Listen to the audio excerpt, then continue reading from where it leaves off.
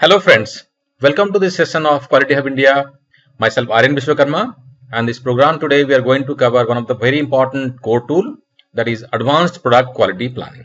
Before starting the program, let me request all the new viewers to get subscribed to our channel and also click on the bell icon.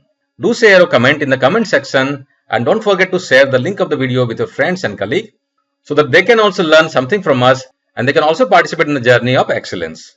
Friends, as we know that in quality management system, there are 5 core tools, and we are going to cover one of the very important core tool, that is Advanced Product Quality Planning, in this module.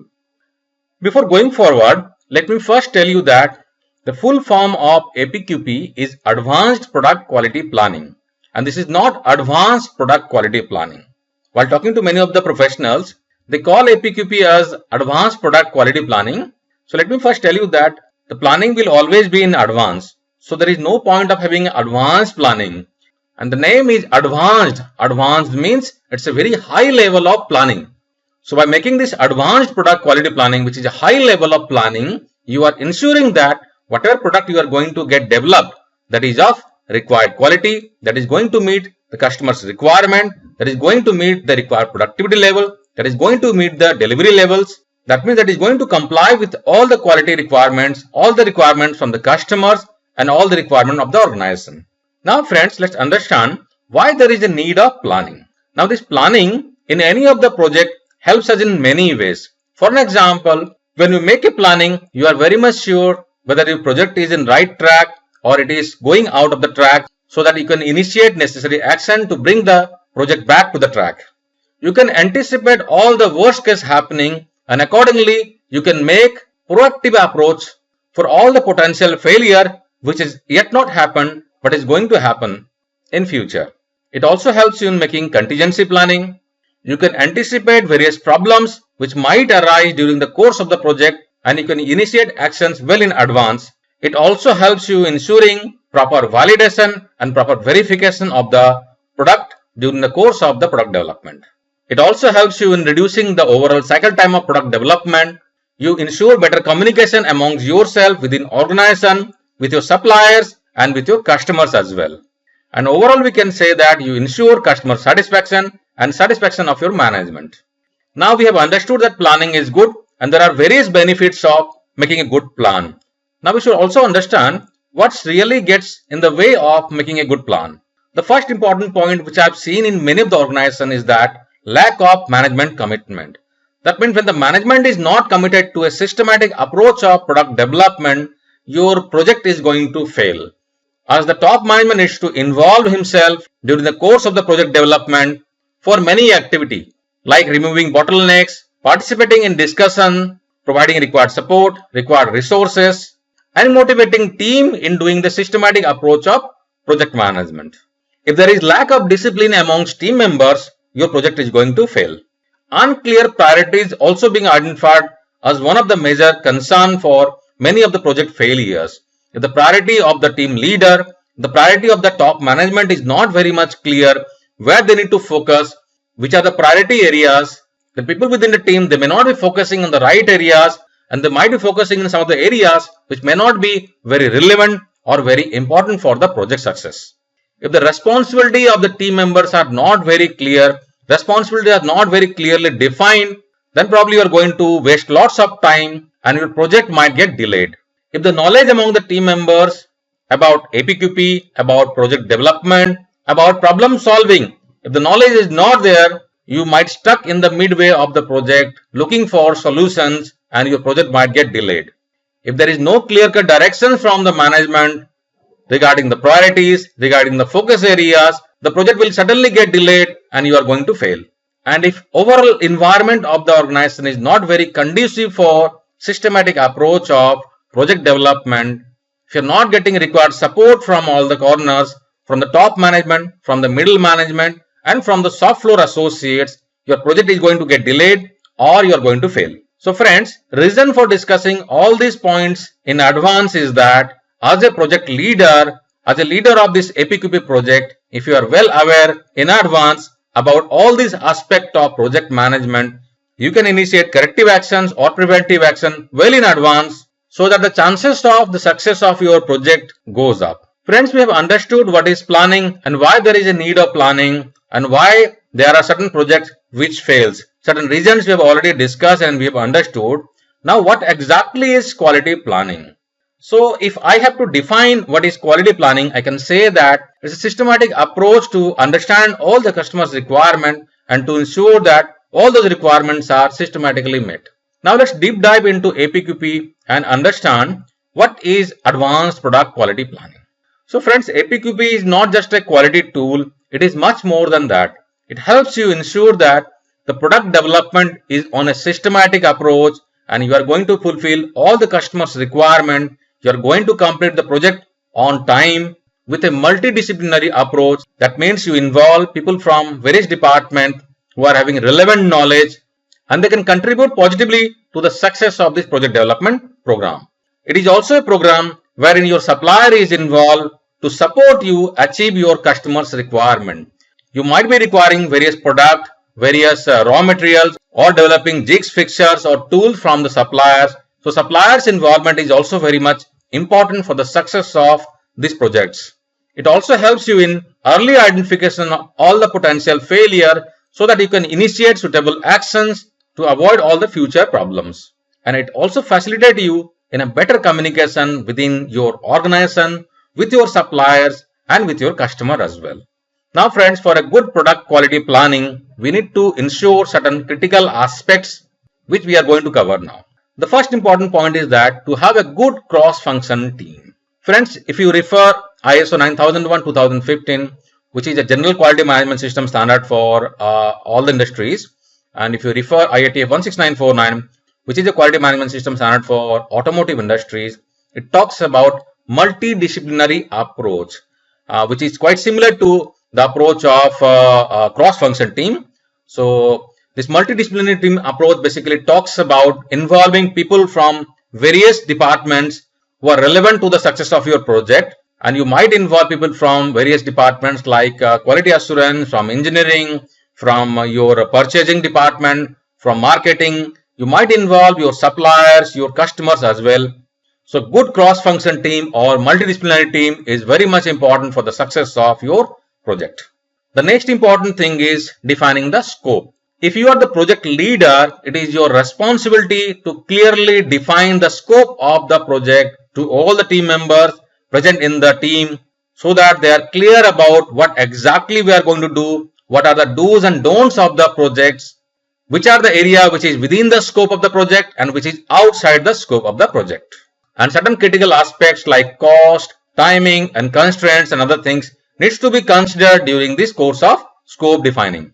Friends, communication is also very important. So you need to define how you are going to communicate within your team members, with the suppliers and with the customer during the course of this project development.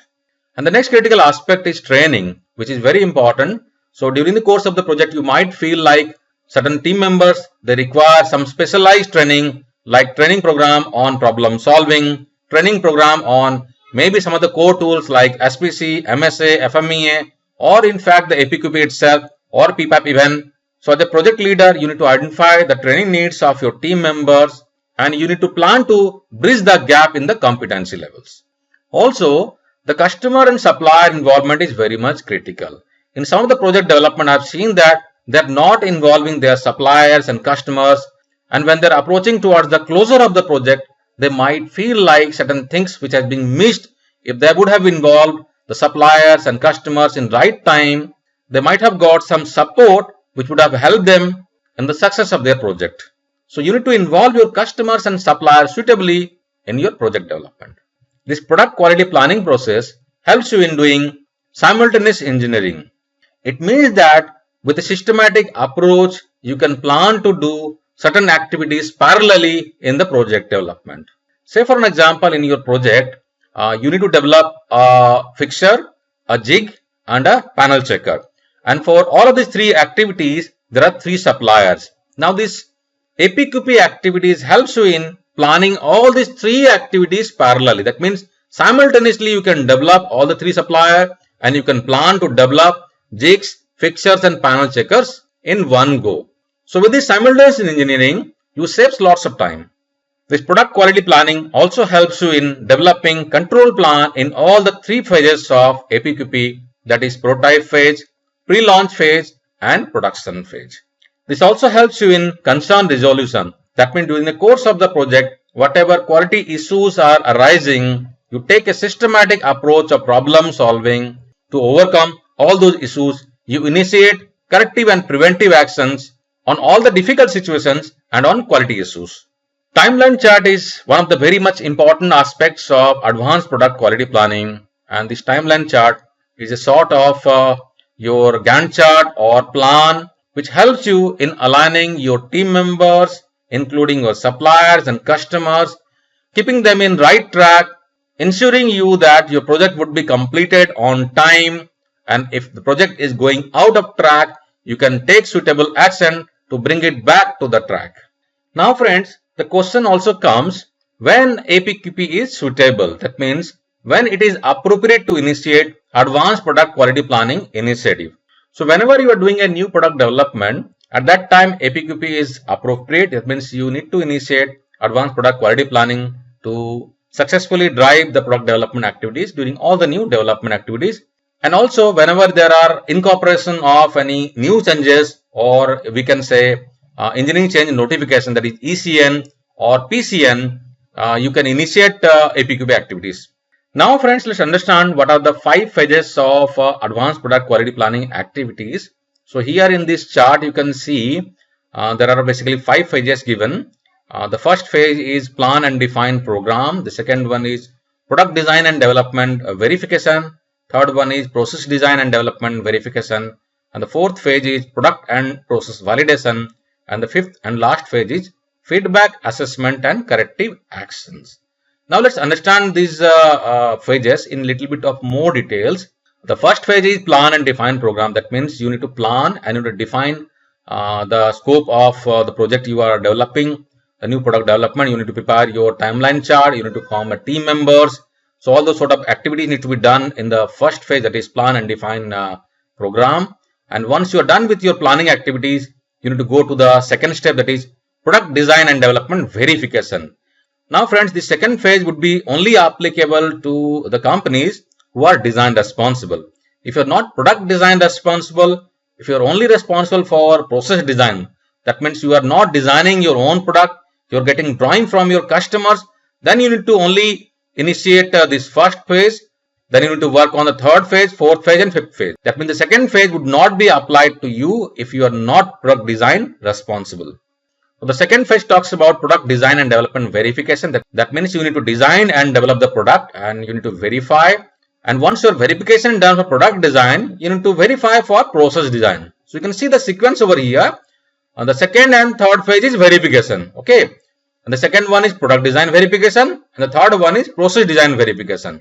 That means after product design verification, I need to go for process design verification. And once my second and third phase, that is verification, is done, I would go for validation. So my fourth phase is product and process validation. So here in this second and third phase, I am doing verification separately for product and for process. And in the fourth phase, I am doing the validation in a combined way for both my product and process. And the final phase, that is feedback, assessment and corrective action. That means whatever product I have developed, I have verified, I have validated. Now I would be reviewing the entire project, all the steps. I would be taking feedback from all the concerned members, from my suppliers, from my customers. I would be making assessment of how the project is going on, if there are any gap areas, if there are any action needs to be initiated. And after I identify all those gap areas, I need to initiate corrective actions. So in the broad way, these are the 5 phases of APQP. And also you can see over here, the straight line dropping over here, this talks about launch phase. And as we know that our control plans have 3 phases, that is prototype, pilot and launching, which is based on the APQP phases only. So here my product is launched, and once my product is launched over here, my SOP, that is start of production, is happening. Okay. So my production is happening over here after my launch phase. Okay. And before launch phase, you can see my piloting is done, and before piloting my prototype is happening. So here during this mid phase, that That means between my product design and development verification and process design and development verification, I am doing my prototyping, and once my prototype is over, I go for piloting or pre-launch. This piloting is also called pre-launch. So I am doing my pre-launch activities before product and process validation. And after my piloting activities, I am doing my launching over here. Okay, which is also a beginning of your production activities. And you can see the zigzag line over here, which basically shows that these are ongoing activities.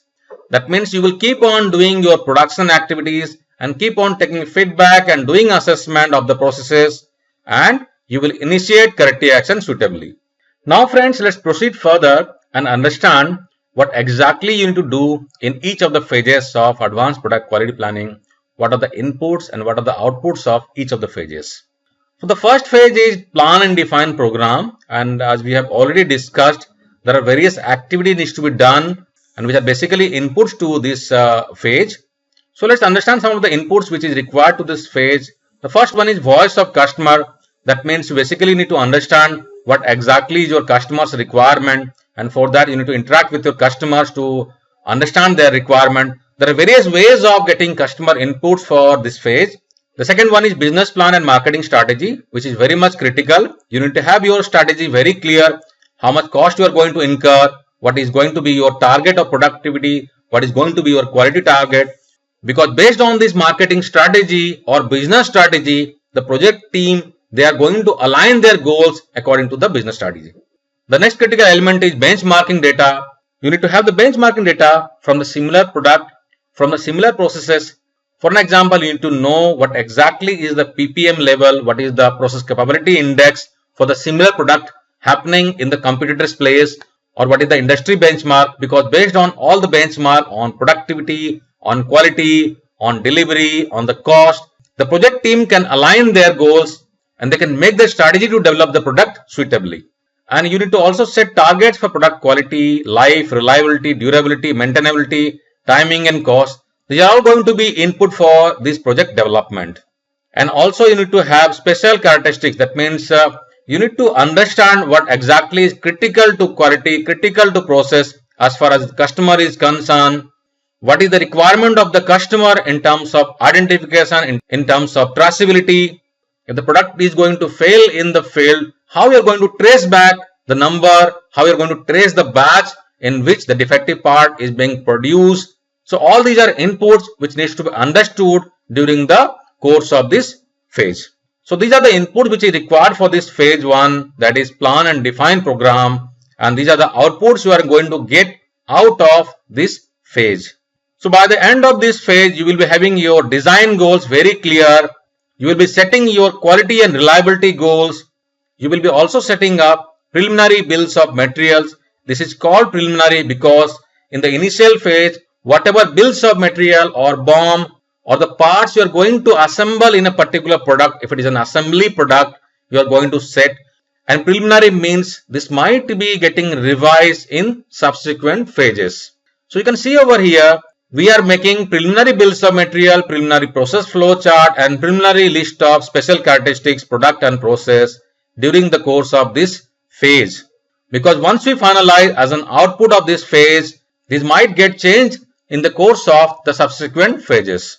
The second phase of APQP is product design and development, and this only applies to companies who are design responsible, and there are many activities you are going to do during the course of this second phase.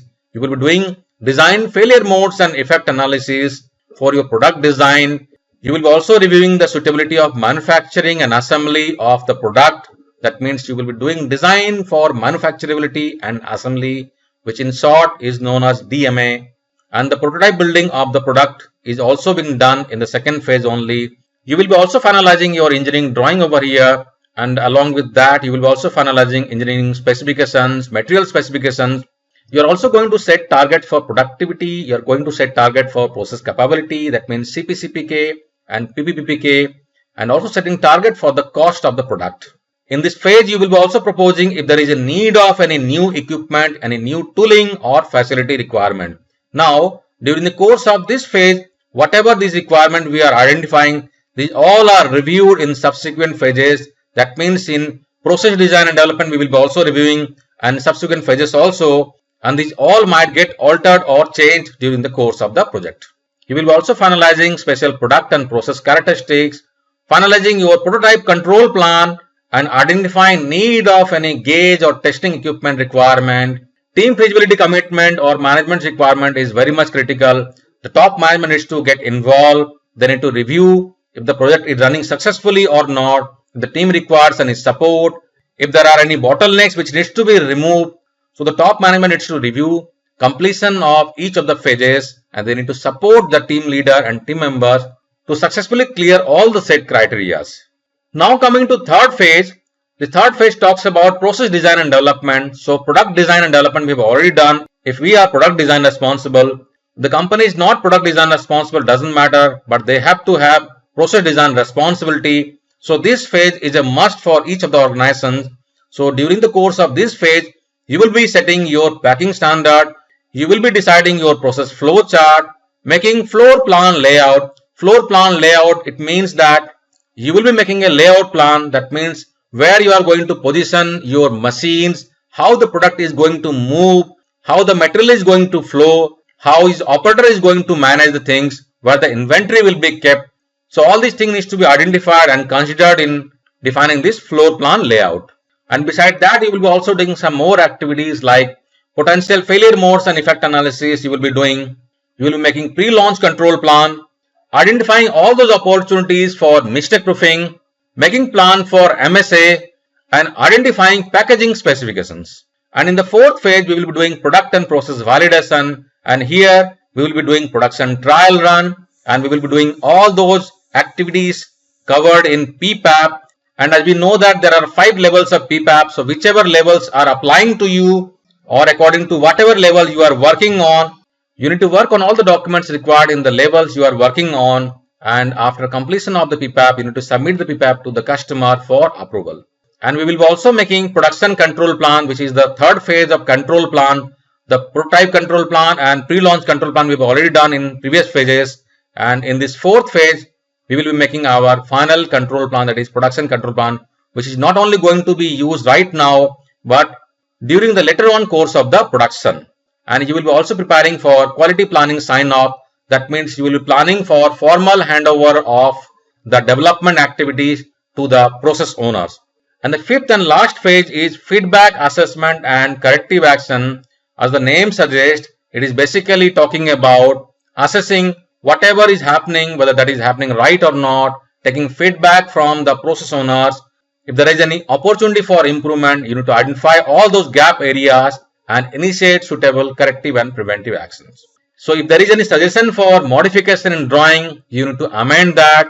You need to conduct preliminary process capability study over here, conduct measurement system analysis, production testing validation you need to conduct, and take formal feedback from the customers about the development activities, and based on the input, initiate corrective actions. So friends, I hope that in this brief session of advanced product quality planning, you must have understood the concept of this important core tool. If you learned something in this video, don't forget to like the video and share the link of the video with your friends and colleagues.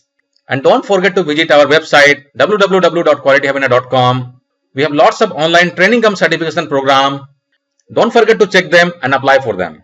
This is Aryan Vishwakarma signing off now. Until the next video, take care friends. Jai Hind.